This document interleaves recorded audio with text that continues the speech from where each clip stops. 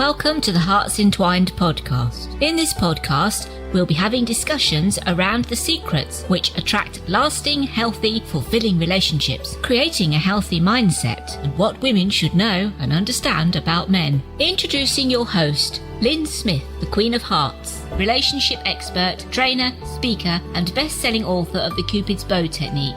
Lyn's mission is to have a positive impact in reducing divorce, domestic violence, and suicide. Welcome to the Hearts Entwined podcast. This is your host, Lyn Smith, the Queen of Hearts.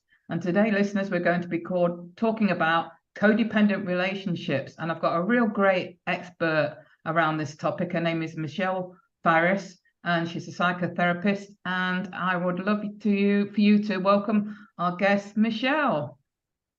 Thanks so much for having me. I really appreciate being on your show. It's my pleasure.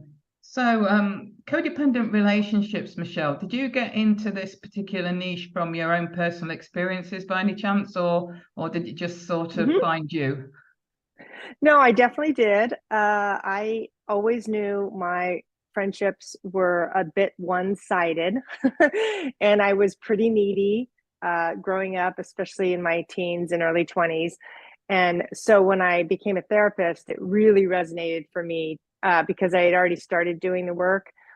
And it's just, so common because codependency is like a tree with many branches. I say this a lot. It can impact everything, which is why it's not something you can recover from quickly. It's definitely a, journey, and one day at a time you will recover, but there's a lot to unpack.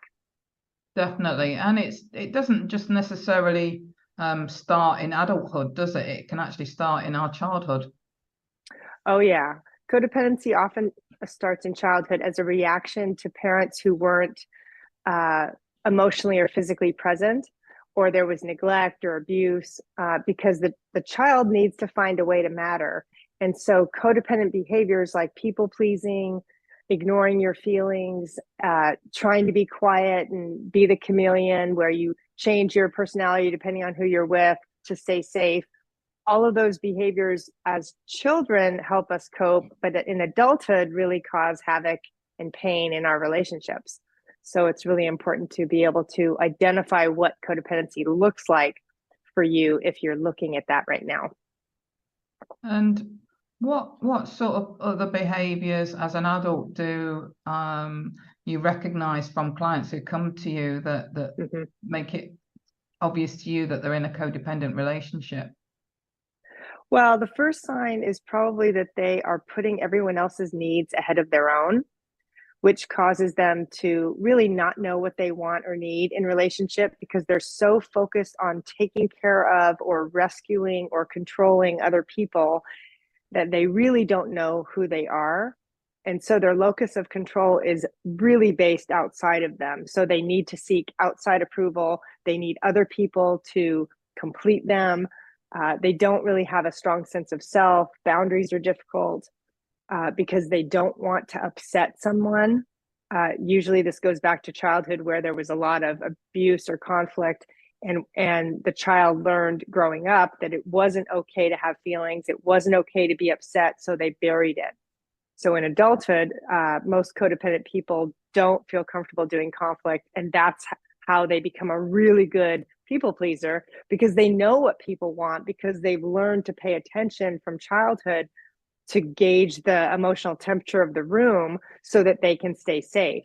So actually that's a really important strength, but the problem is when it's overused, we tend to personalize everything and think everything is about us if anybody has a feeling, and that's where we get into trouble. Absolutely. I can resonate with being one of those children myself, and having to sort of live in an environment where I was seen but not heard and didn't feel I had a voice. Yeah, for sure. Yeah. And so I've been through all that myself and can resonate completely. And to the extent where I recognized I was looking for that external validation, but it does start with the self and going inwards, doesn't it? Yeah. And I think that's the hard part is I know when I started my codependency recovery in my early 20s, I thought it was about improving my relationships. I had no desire to have a relationship with myself. That seemed like completely foreign because I was so addicted to the attention and the connection because I was so deprived of it.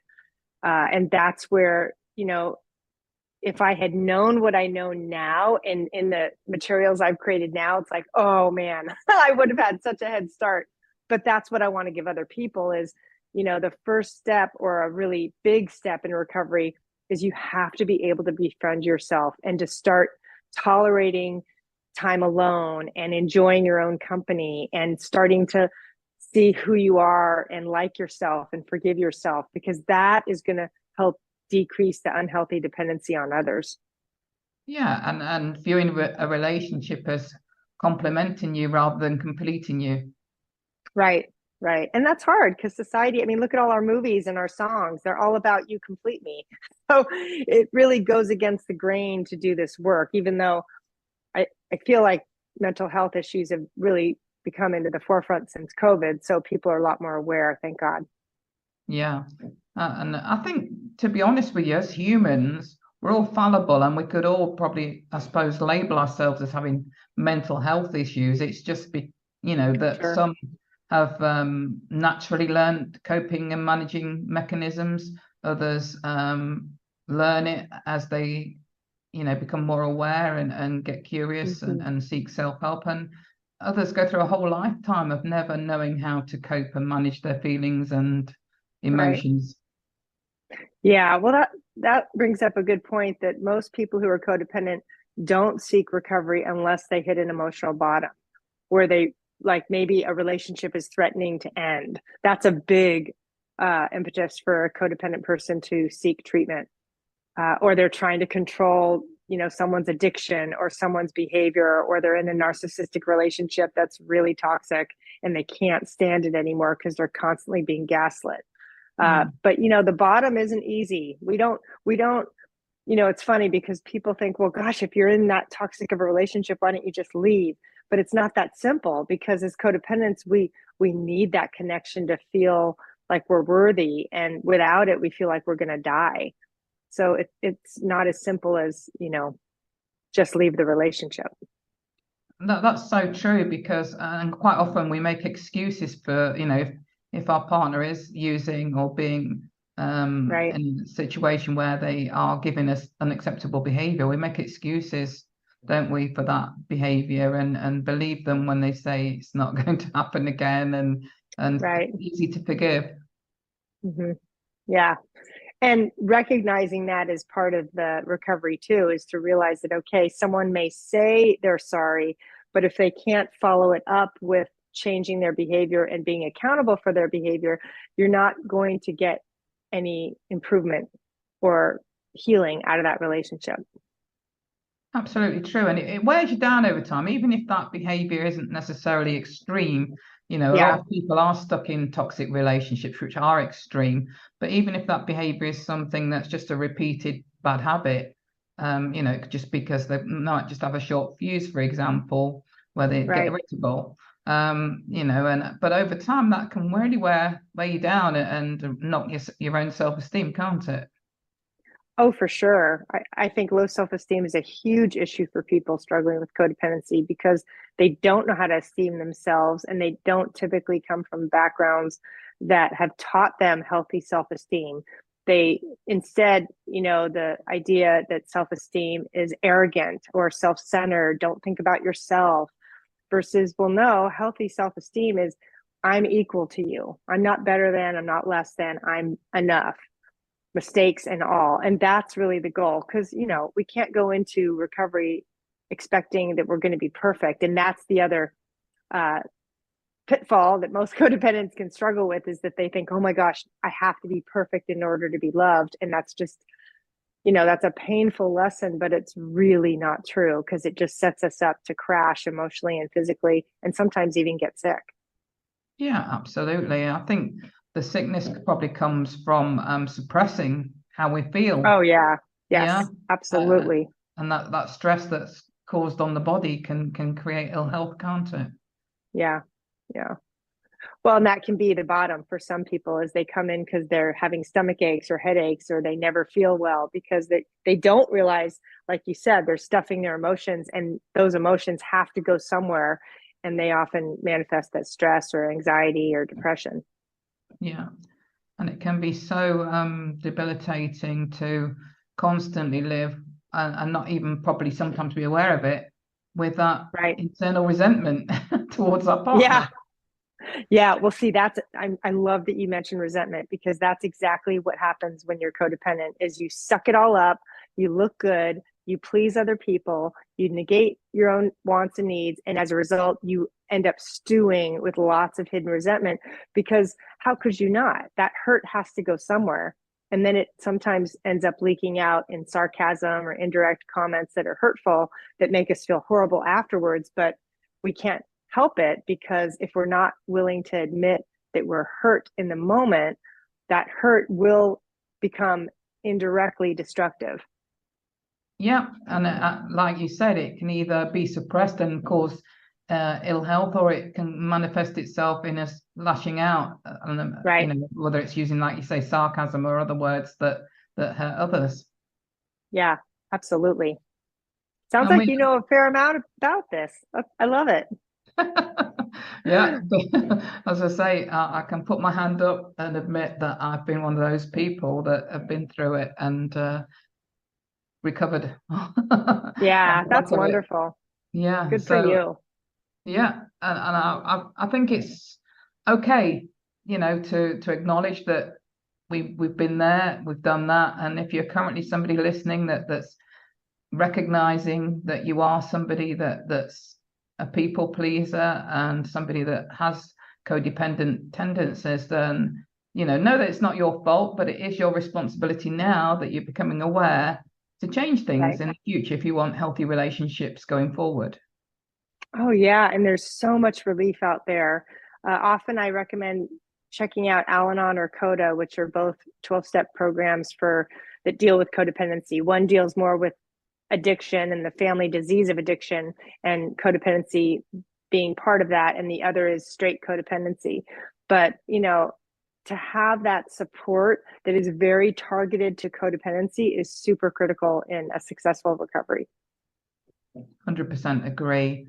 And I wanted to sort of ask you about self-love, because it's not selfish, is it, to be wanting to have your own needs met and love yourself? So where do you start with people that struggle with sort of looking in the mirror and acknowledging or trying to say to themselves they love themselves, when actually everything about them internally is saying that that's not true? They don't believe it yet.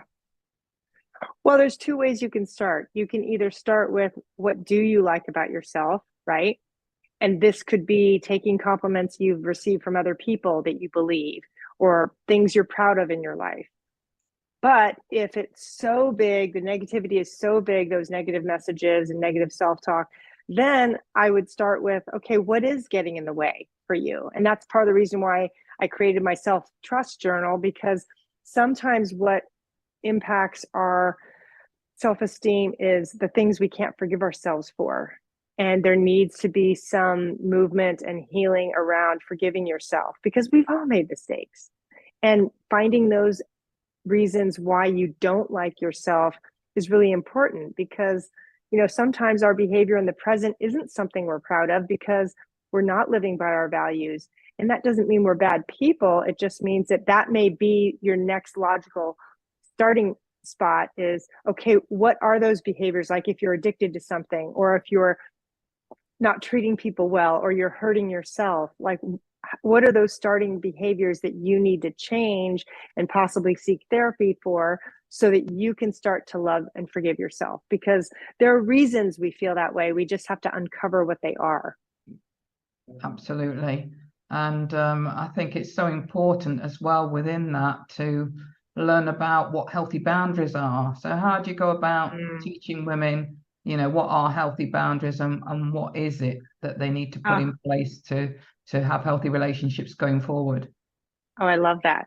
So my definition of boundaries is basically that it's limits you set for yourself that determine what you're going to participate in and when you're going to remove yourself. They have to be about you in order to work. Because if my boundary is an ultimatum, I'm going to leave you if you don't stop drinking, right? That's not a boundary I can enforce. No. But I can say to someone, I need to let you know that if you decide to continue drinking, I'm going to leave. That's my boundary, because ultimately I can control leaving. I can't control whether or not they get sober, but I have to, in boundaries for me, I have to find what I have control over. And that's always my own behavior, right? Because even if somebody mistreats me, I can't make them stop, but I can leave the room. I can say that's not okay.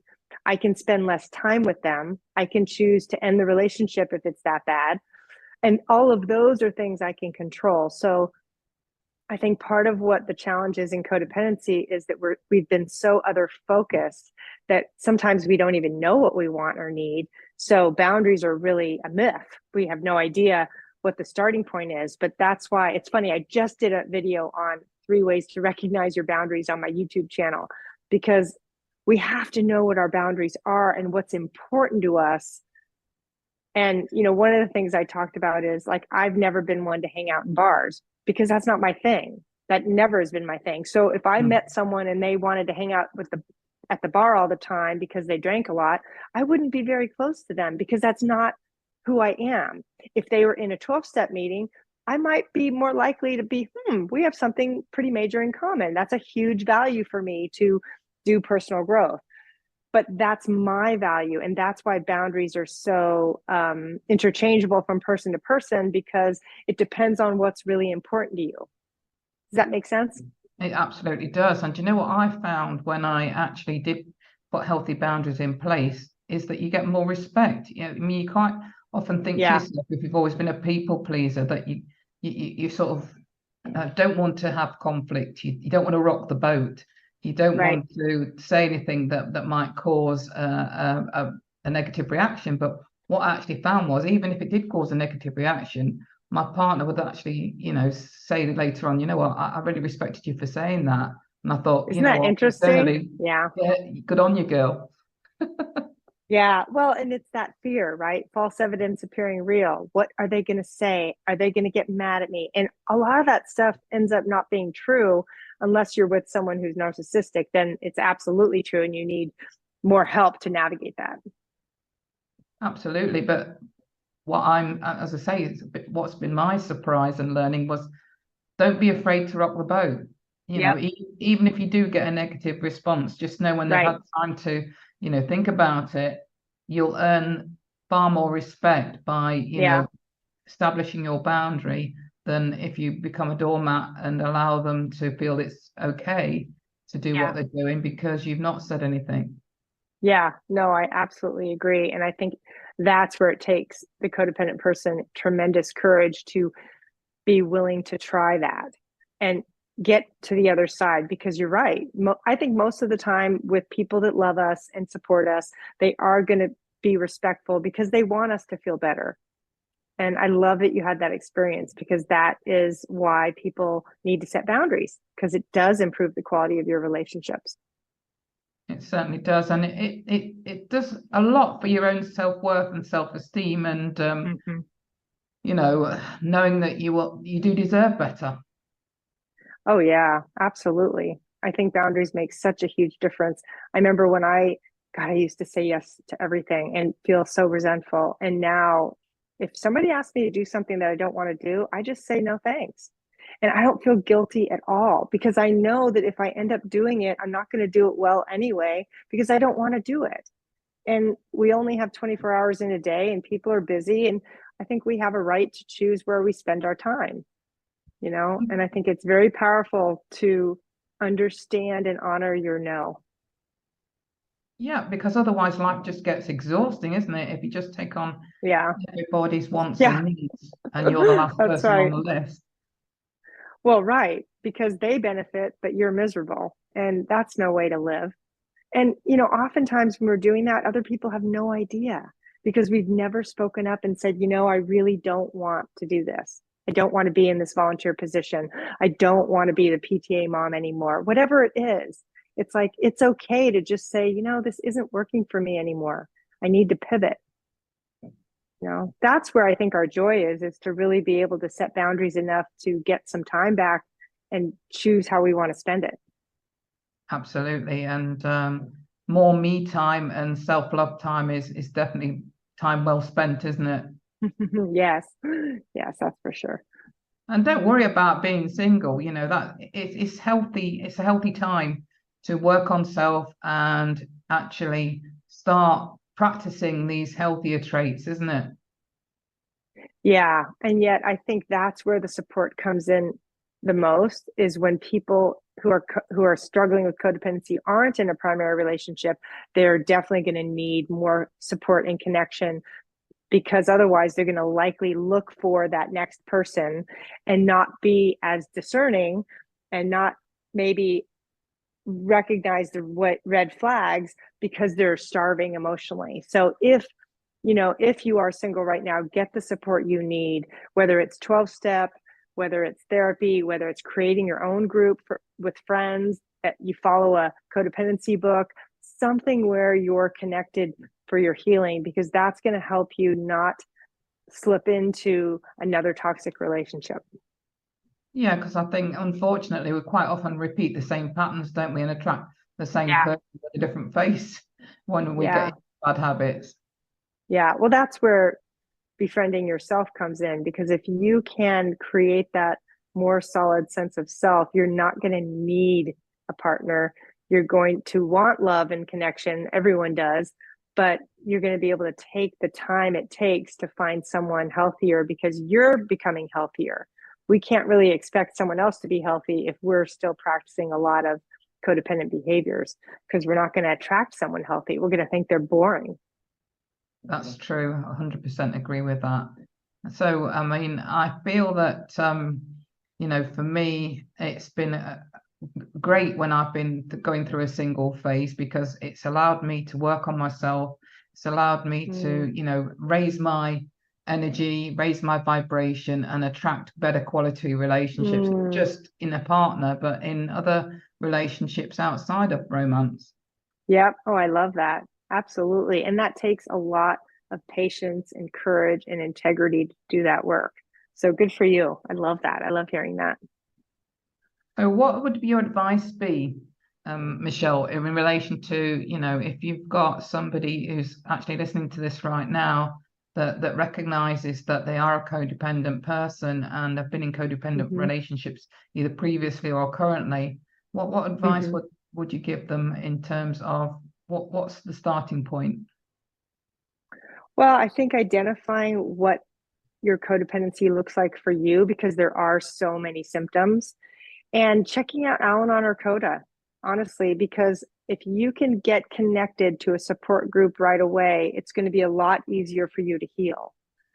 Because we can't heal by reading a book by ourselves. We need other people. We need to hear stories that are like ours and hear people who have been healing for a long time so that we can get hope.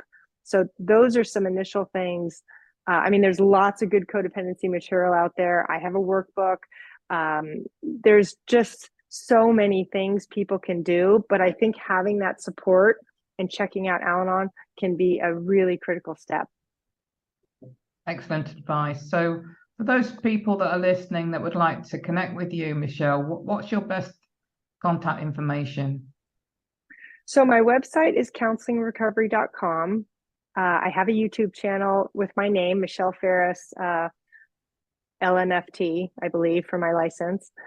And I do have some free resources on my website. I have some codependency prompts people can get started with, I did a really free, fun boundaries video with another therapist called Better Boundaries. And we talk about scenarios and how boundaries apply.